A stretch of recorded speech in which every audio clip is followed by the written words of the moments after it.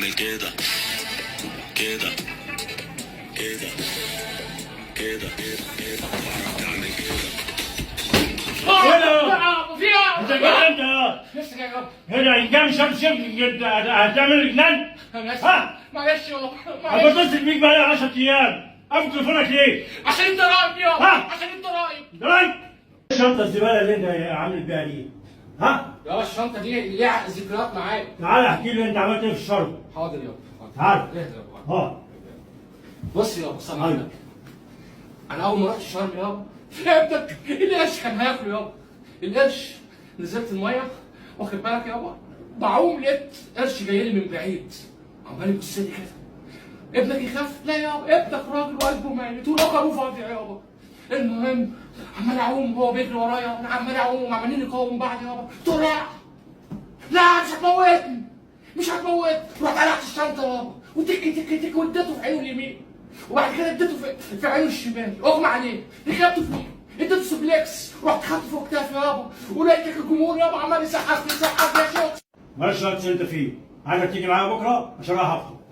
الف مبروك يابا، الف مبروك يابا، عقبال امي يابا. اقعد ياض.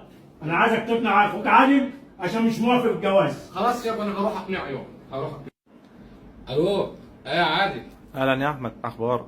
والله الحمد لله يا عادل. انا اخوك يا عادل، انا اخوك من ابنك وابوك. عمال اتصل بيك انت ما بتردش عليا ليه؟ يا ابني انا ضابط شرطه، انا فاضيلك انت وابوك. طب انا عايزك في موضوع مهم. قول. لما اجي لك ان شاء الله، جاي لك دلوقتي. خلاص تعالى يلا. ازيك يا عادل، عامل ايه؟ عادل انا جاي لك في موضوع كده مش عارفه ابدا منين بصراحه. ابوك كبر وخرف وعايز يتجوز، وجاي ان انا اقنعك. طبعا وانت جاي لي عشان اقنع ابوك صح؟ ابوك عايز يتجوز وبتدي صح؟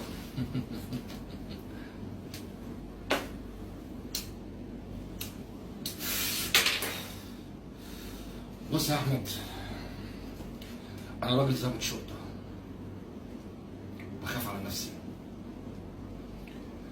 وانتوا كل ما بتكبروا وبتتجننوا طبعا الجوازه دي مش هتتم.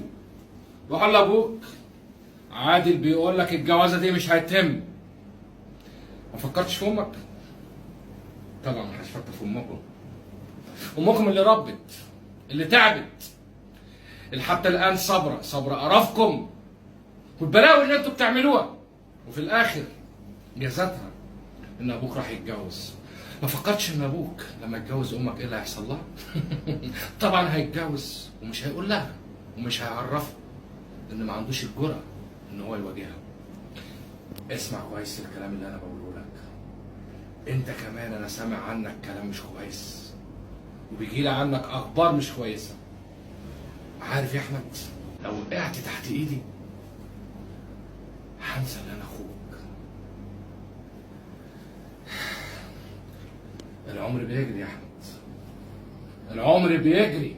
اكيد عايز يخس. العمر انا همشي بقى عشان العمر بيجري، العمر بيجري.